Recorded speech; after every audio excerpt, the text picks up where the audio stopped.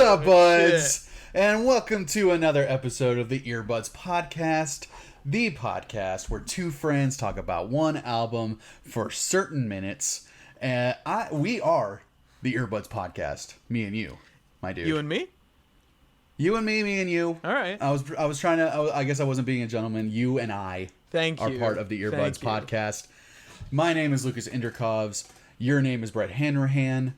And today we're actually doing a shorty. Listen, if y'all don't know what the shorties are, it's when we kind of look at the latest and greatest in music coming out. Kind of like the recent stuff. This is where we kind of stay up to date, you know, in the industry. Today is no different. If I remember correct, what year is it again? It's 2016. I think it's 2016. I think it's 2016. Oh, dude, talk about a shit year. It's been a crazy year. I can't imagine anything worse after this. I know. I can't imagine, dude, imagine if we, went through a pandemic or some shit. How fucking crazy that would have been. Our great presidents wouldn't let that happen, Lucas. That's true. I don't think Hillary Clinton would allow a pandemic to happen. Right. Thank God I voted for that bitch. But we are talking about something that's kind of near and dear to my heart, a band that's near and dear to me. I have a lot of history with this band, and we just got done listening to, I guess you could say, is one of their latest records that came out about 6 years ago. It is their most recent, at least. It's their most recent. And honestly, we wanted to find an artist that we both enjoyed and that was part of this LGBT community that, we wanted to celebrate Pride Month a little bit with all of our LGBTQ plus fans and brethren out there. So today we are talking about Against Me's latest record that is 6 years old called Shapeshift With Me. A band that I've listened to on a rare occasion. So you have heard some stuff from Against Me before? A couple songs a couple times.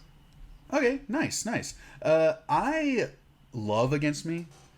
I've loved them since high school, 2003, I think is the first time that I actually gave them a chance because I 13 years ago. About just around 13 years ago, wow. Right? Yep, just around 13 years ago. I used to hate this fucking band. Really? I used to hate them because my friends were so into the punk scene before I was. Yeah. And Against Me was probably the most legit punk that my friends listened to back in 2000, 2001. Because when they started, they were just acoustic punk rock music. Very Days and Days type of Sure, kind of folky? Is that what kind of folky? Yes, kind of folky. But man, Laura's voice back then was just super raw and rough. And she was fucking pissed. And the band, it was almost like... one of the, we've talked about it before, but it's one of the things that attracted my friends to them was how shitty they sounded. And they only released, I think most of their first records only came out on 7 inches at the time. So they were just a super DIY punk band. Kind of underground at that point? Very underground at that point. All right. But if you claimed Against Me, if you could sing Pints of Guinness or whatever, then, you were fucking legit punk in 2001. And I didn't get into them until As the Eternal Cowboy came out in 2003. And then after that, even more, got way more into them when Searching for Former Clarity came out. Which is by far my favorite album of theirs. They've sort of dropped off here and there. They had a couple of albums that I didn't like, New Wave and White Crosses. But then when they released Transgender Dysphoria Blues in 2014, I believe... Man, did that album have a huge impact on me.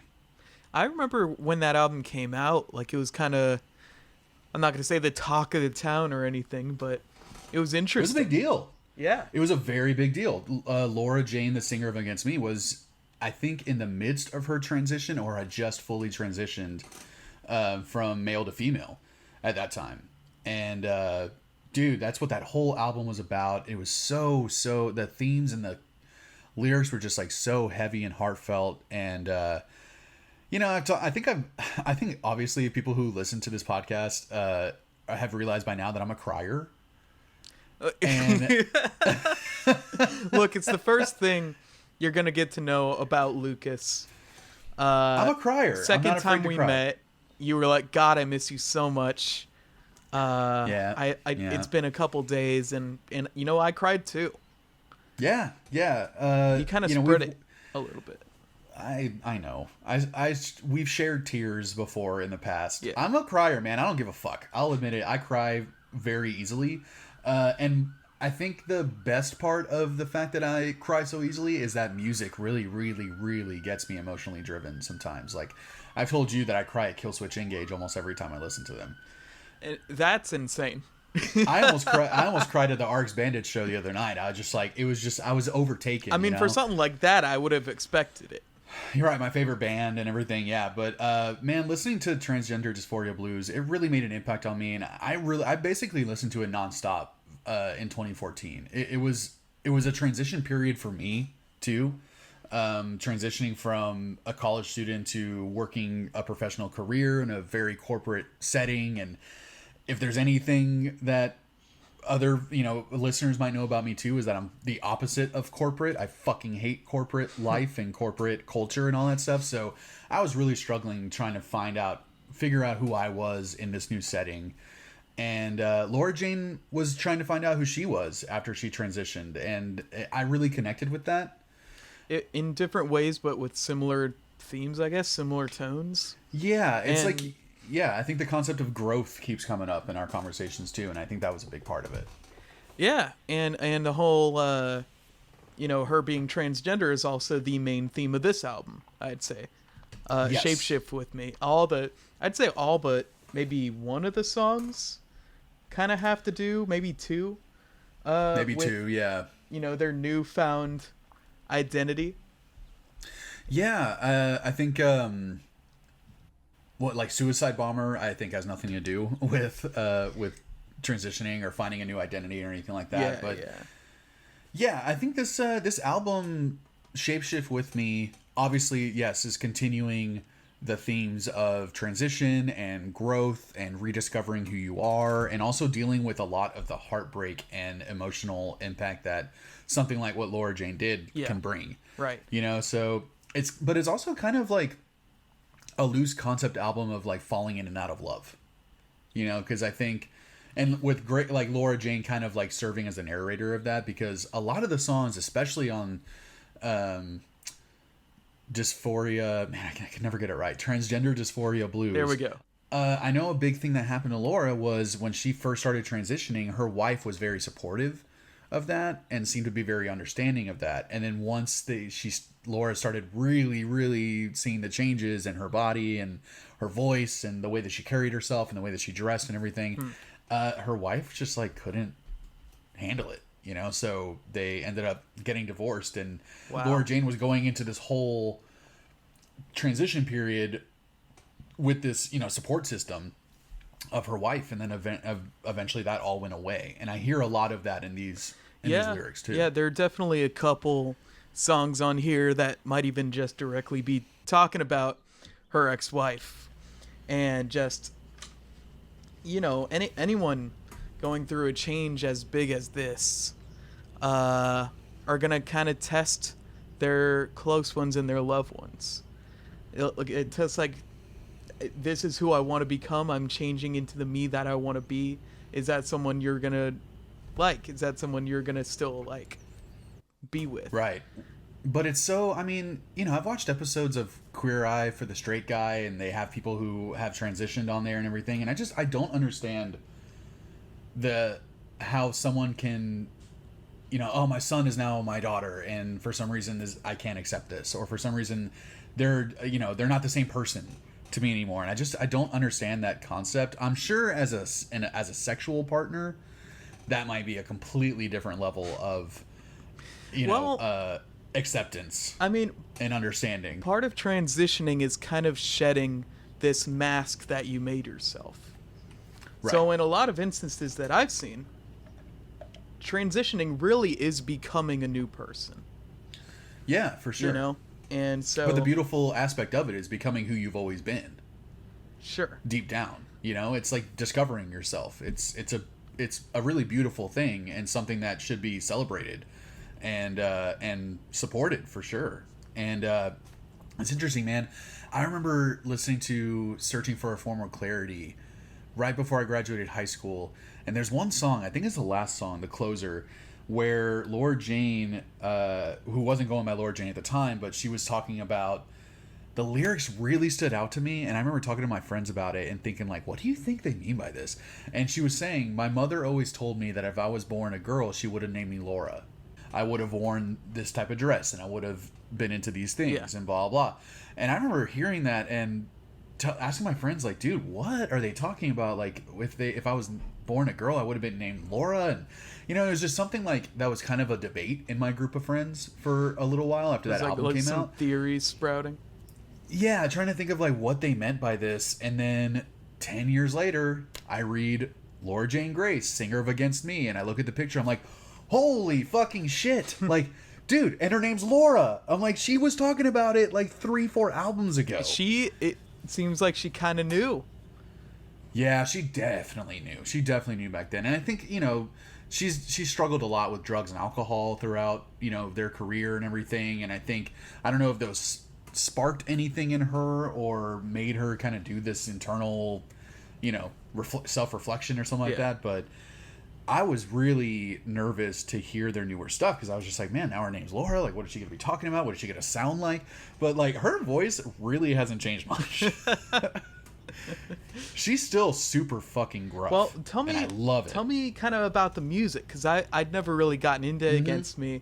I assumed they would be kind of mid-tempo, rocking a little bit, which we do see, you know, a good amount on this record. Yeah, I mean, I would say most of these songs are pretty mid-tempo, almost pop-punk. Yeah, it's for the most very part. Poppy. I got a little taste of like 2000s and 80s pop rock combined or something like that. Yeah, you name dropped All American Rejects, and I was just like, oh, I kind of heard All American like... Rejects. We were listening to like Boyfriend or Crash or something. Yeah, I think it was Crash that one that stood out to you, but like, you know, 1203, Boyfriend, Crash, Delicate. I mean, that whole slew of songs right after the first one was kind of, I was like, like it's not bad, but I'm also not really into it. And then it hit like Haunted, and it got that rockabilly vibe, and Dead Rats and Rebecca and Nurse Truth, which are like, okay, the album picked way back up for me.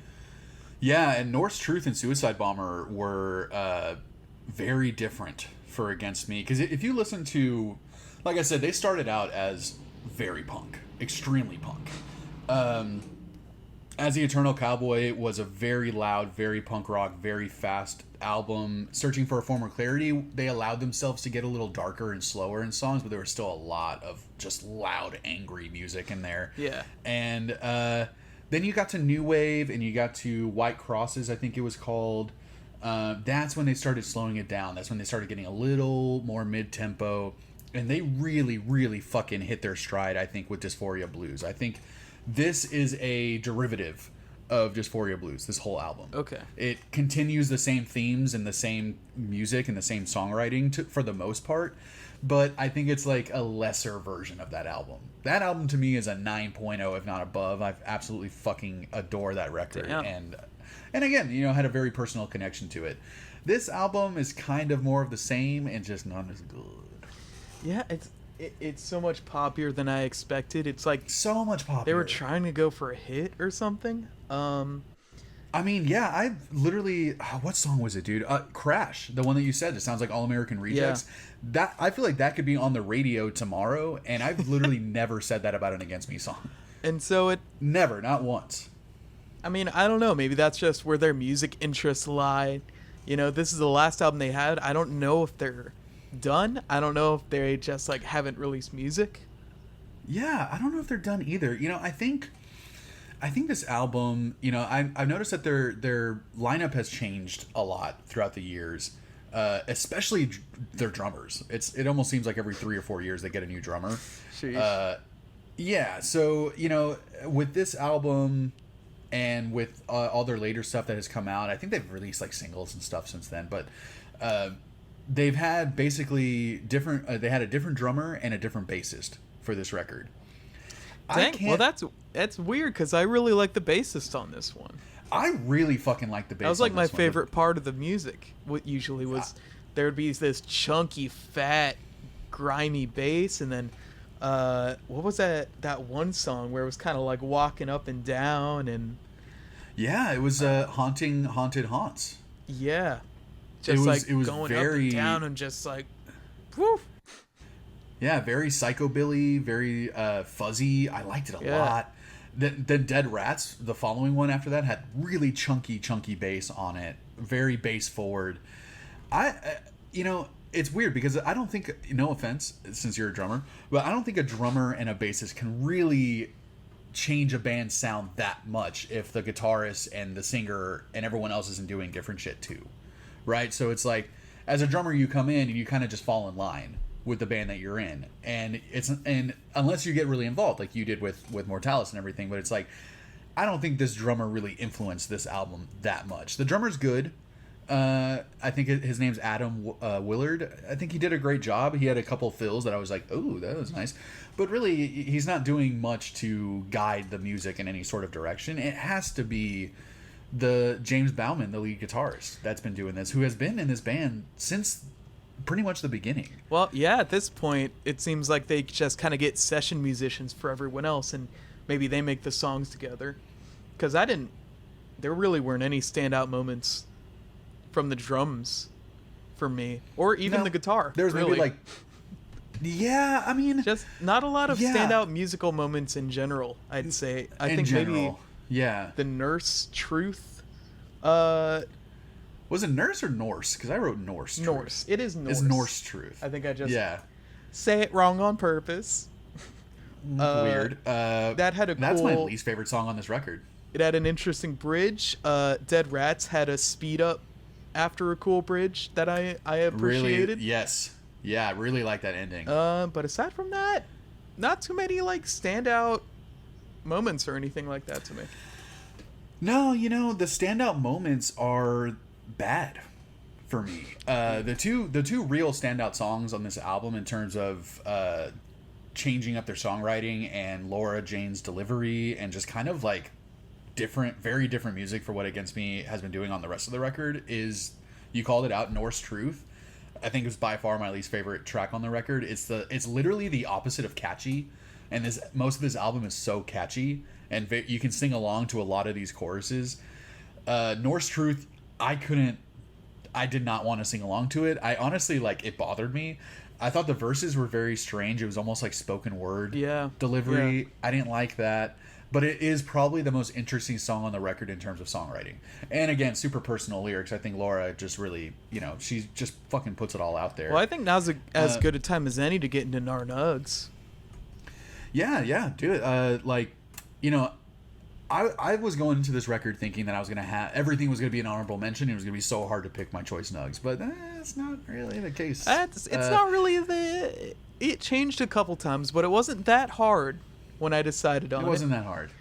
No, I think my honorable mentions were the first three songs I enjoyed. Provision, L3, 1203, and Boyfriend. I thought were all really catchy. They reminded me a lot of Dysphoria Blues, and I love that record. I thought they had really good riffs in it.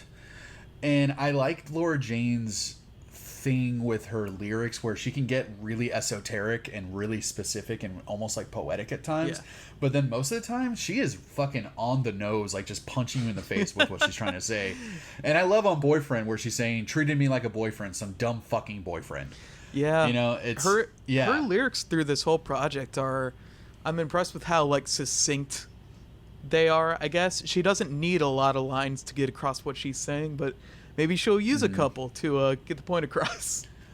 And again, that's almost anti-Against Me, because Against Me, to me, one of the things that I liked about them is that every song had so many lyrics, just like fucking crammed into every single verse.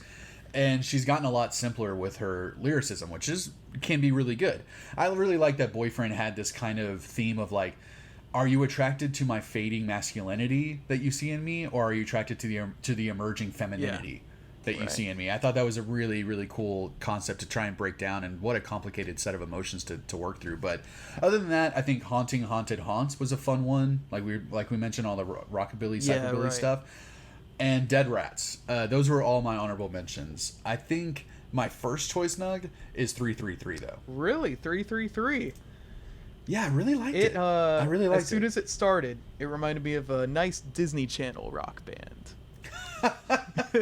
Well, it has the, you know, Like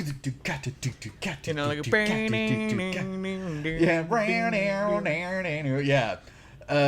But I liked 333 a lot because super catchy chorus.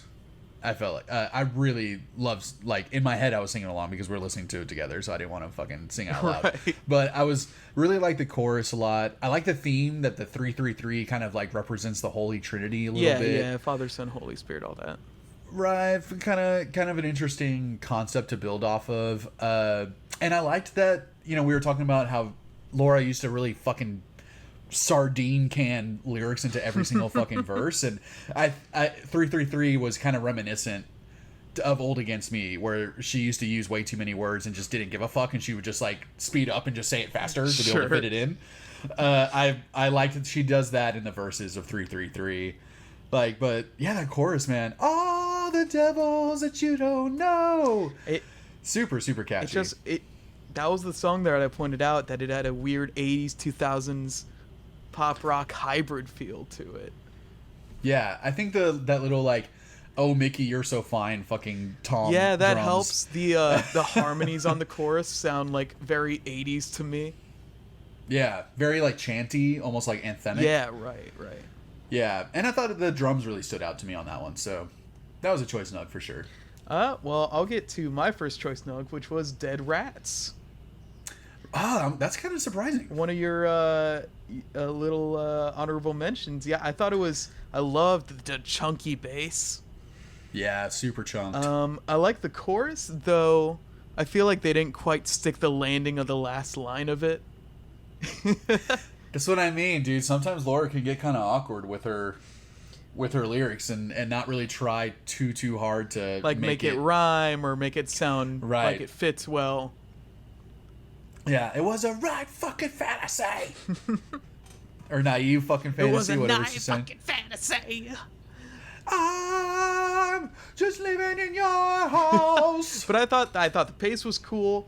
Yeah. I think it had a good amount of songwriting near the end where it kind of dropped off on that bridge and then picks back up, and it was speed up of the chorus at the very end. I appreciated that.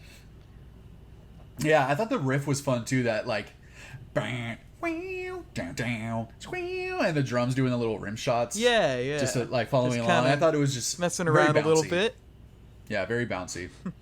Well, what's your second nug? Man, that one kind of bounced around a little bit because I thought I was going to go with Dead Rats. And then I kind of thought I was going to go with Haunting Haunted Haunts just because of that rockabilly, psychobilly thing that we really called out. But it was Rebecca. Rebecca. That's one of my honorable mentions. Oh, okay. It was so catchy, so poppy. It was like fast, but it wasn't angry. It wasn't as aggressive as their other fast stuff is. But man, talk about a fucking Disney-fied punk song. Oh god, with the background chants like Rebecca. And then, it's like so. But I did like it. I liked it a lot, even if it was like a little bit cheesy. But like, who cares, you know? Yeah, it didn't bother me at all. I thought it was really fun. Catchy riff, super catchy chorus, and I like the I just want to grab your fucking skull or whatever. Yeah. They're just talking about a girl that they want to hook up with and fuck, but they're not in love with them. And I thought it was, an interesting, maybe it's like one of Laura Jane's rebounds, and she's writing a song, and she's like, whoa, don't fall in love with me, Rebecca. We're just fucking. Look, it's not gonna be all heartbreak from other people. I'm gonna do a little fucking heart roughhousing myself. Exactly. It's a Disney pop punk song about fucking. Yeah. I don't see anything wrong with that. And there ain't a goddamn thing wrong with that. Well, I will mention my honorable mentions were Provision L3. I just liked how punky it was, even though the lyrics were kind of a little dumb. Like, I get it. Like, I know what she was trying to say, but like, Provision L3 is not like the coolest thing to shout. That's true. Rebecca was an honorable mention. Haunted was an honorable mention. But my second choicey is going to be Nurse Truth. How did I knew it. It's because it's like the coolest song on the record. It's got like an interesting feel to it, with the drummer really riding on those hi-hats and the kind of those toms. I think it had the most interesting lyrics on the record. Yeah. I hate it. I hate it, man. It was just so... It's not like... When you're going to have so many fun songs to listen to on the record, so many catchy songs, then you're going to have something that's like literally the antithesis of that. Well, maybe I don't want to have fun today, Lucas. Yeah, obviously. I knew it. I like when that song came on, in my head I was like, he's going to fucking pick this song as a choice snug, and it's going to upset me. And I was right. Yeah, well, come up in here and fight me if you got enough fucking bones in the doghouse. I might have to. All right. Well, what's your rating for this dang record, huh? Well, I think I went into this with really high hopes. Again, because their previous record I just adored so much and connected with so much, and I'm such a long-time fan of Against Me and so supportive of everything Laura Jane's been doing in her personal life and with the band too. But yeah, outside of like, I really like the guitar tones. They're fully juiced. The drums are loud and punchy. I just think it's so trippy for me that Laura Jane's voice just hasn't changed that much, and I love that because that was such a big part of Against Me's sound. Right. But they're almost a new band at this point. Like, if you listen to their previous albums, you'd think that this was a completely different band. I know they have members come and go, but it's weird to see hear such a huge shift sonically in their music. And those 3 opening songs just like set me up for disappointment a little bit, where I was like, thinking, oh man, this is just Dysphoria Part 2. This is going to be super fucking fun. I'm going to love this. And then I started realizing that all of these kind of sounded like B-sides of Dysphoria. So I'm going to have to give this like, it really hurts me to say this, but I'm going to have to give it like a 5.0. A 5.0. Wow. Yeah. Okay. Because there's probably 3 songs on this record that I want to listen to again. Everything else was just kind of like, that's fine, I can have it on. Like someone can put it on while I'm hanging out and just be like, oh yeah, this album, I know this album. Yeah. But in my case, there were a lot of flyovers. It's like they kind of bunched the good songs and the bad songs together. I agree. That. I thought the album closed really lamely. Like the last 2 songs to me and the last 3 songs for you were really rough. All This is such a weird song to end it on, but I guess out of all of them I could see it being the end, but like I also don't. Yeah, I was being kind with my honorable mentions too, because I just I want to like this album more than I did. Sure. And I think tracks 2 through 6 were like they really tried to do a very poppy thing here for whatever reason or another, and I think they did it well enough.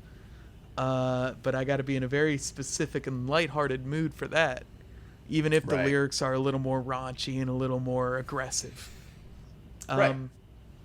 But it was rough. It wasn't until 7 that I was like, ooh, it's like, Luke's might not like what I'm about to say.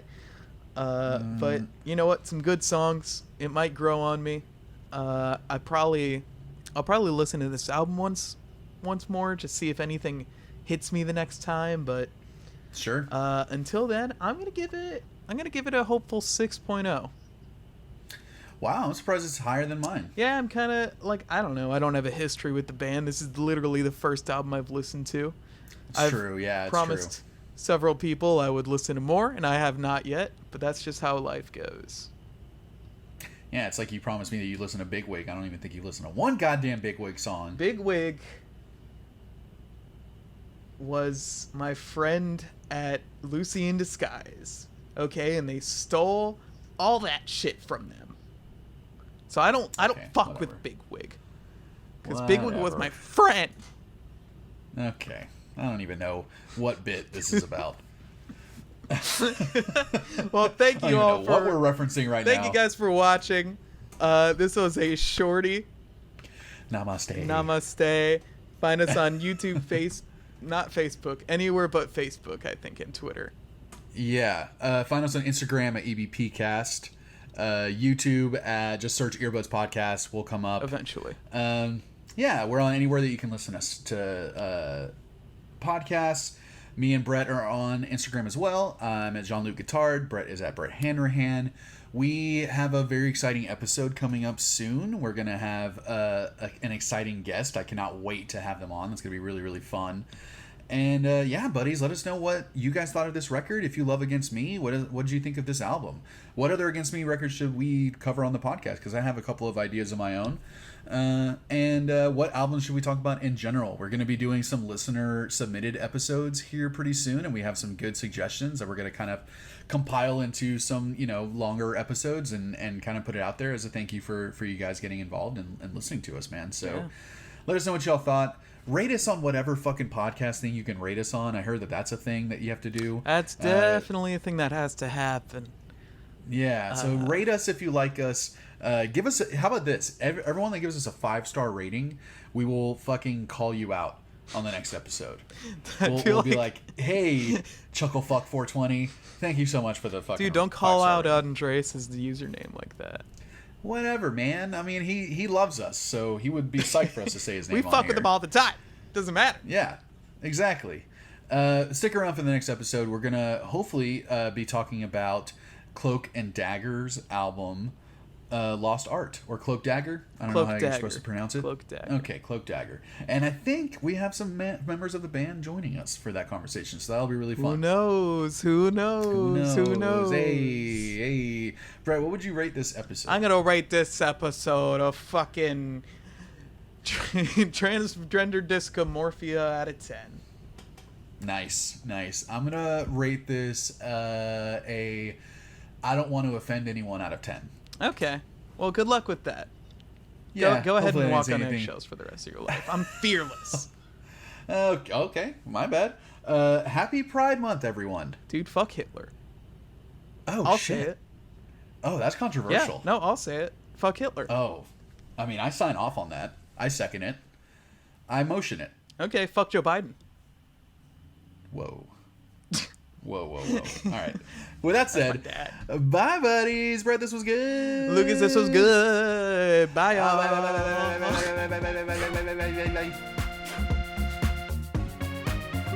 Double